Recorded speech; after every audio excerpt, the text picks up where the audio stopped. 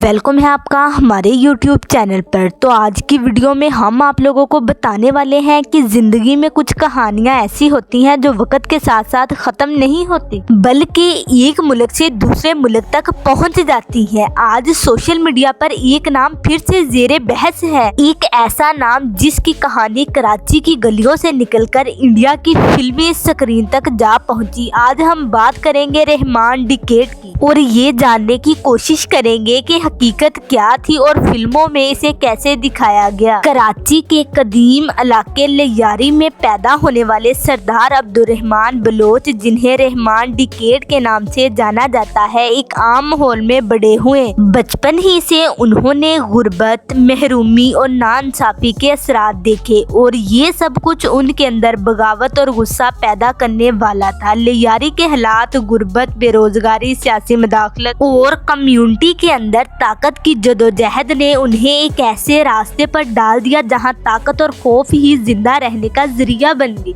जवानी में कदम रखते ही रहमान डिकेट ने पीपल्स अमन कमेटी बनाई, जिसका मकसद बज़ाहिर इलाके में अमन कायम करना बताया जाता था, मगर हकीकत में ये एक ताकतवर मसला नेटवर्क बन गया। कुछ लोग उन्हें अपने इलाके का मुहाफ़िज़ समझते थे, जबकि पुलिस और रियासत के लिए वो एक खतरनाक मुजरम थे। उनके नाम से पूरे इलाके में खौफ फैल जाता था और उनके हुक्म के बगैर किसी को कदम रखना मुश्किल था। कत्ल, बत्ताखोरी, असला रखने और दिगर इल्जामात ने उनके किरदार को मजीद मुतनाज़ा बना दी, मगर उनके हामी ये भी कहते थे कि वो अपने लोगों की मदद करते थे और इंसाफ के लिए खड़े होते थे। 2000 की दहाई में लियारी गैंग वार का मरकज बन गया और रहमान डिकेट का नाम पूरे इलाके में ताकत और खौफ की अलामत बन चुका था। स्कूल सुनसान हो गए, बाजार बंद हो गए और आम लोग दो ताकतों, रियासत और गैंग के बीच दब गए। रहमान डिकेट अब सिर्फ एक शख्स नहीं था बल्कि एक ऐसा नाम बन चुका था जिसने पूरे इलाके पर असर डाला। और कई रिपोर्ट्स के मुताबिक कहा जाता है कि सन 1995 में रहमान डिकेट ने अपनी मां खतीजा बीबी को कत्ल कर दिया था।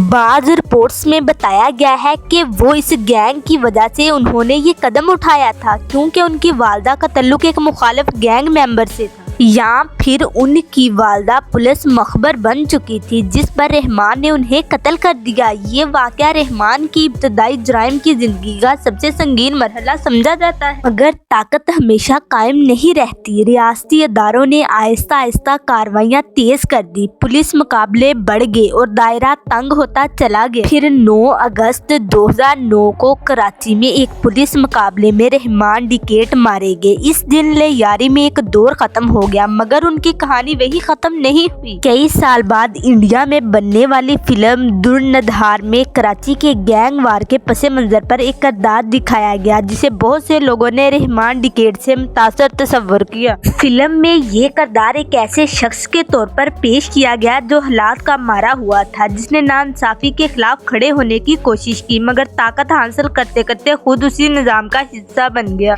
जिससे वो लड़ रहा था। फिल्मी अंदाज में इस किरदार को ज्यादा जज्बाती और बात जगहों पर हीरो जैसा दिखाया गया, जिससे अवाम को ये महसूस हुआ कि शायद वो मुजरम नहीं थे बल्कि हालात का शिकार था। इंडिया की वो मूवी का सीन हमें हकीकत और फिल्म में फर्क समझने में मदद देता है। फिल्म में किरदार को हमदर्दी और ड्रामाई कशिश करके बढ़ा चढ़ाकर दिखाया जाता है, जबकि असल जिंदगी में रहमान डिकेट के रास्ते में खौफ, तशद्दुद और तबाही शामिल थी। फिल्म ने नाजरीन को मुतासर किया, लेकिन असल सबक ये है कि जुर्म और ताकत का इंजाम हमेशा महदूद और खतरनाक होता है। इस वीडियो का सबसे मजे का सीन ये है कि इंडिया वालों ने ये वीडियो पाकिस्तान के खिलाफ बनाई थी, लेकिन वो लोग खुद ही पाकिस्तान के दीवाने हो गए। अगरचा इंडिया वालों ने ये फिल्म पाकिस्तान के खिलाफ बनाई थी, इस पर हम पाकिस्तानियों को गम है, मगर खुशी की बात ये है कि ये सीन मुंबई में शूट किया गया था और पाकिस्तानी झंडे लहराकर मुंबई पाकिस्तान को दे दिया गया है। और मजे वाली बात ये है कि मुंबई में इस वक्त पाकिस्तान पीपल्स पार्टी की हुकूमत है। उस फिल्म का जो सीन लोगों को बहुत ज्यादा पसंद आया है वो अक्षय खन्ना की एंट्री थी। अक्षय खन्ना का ये एंट्री सीन अब तक आप कितने बार देख चुके हैं, सच बताइए।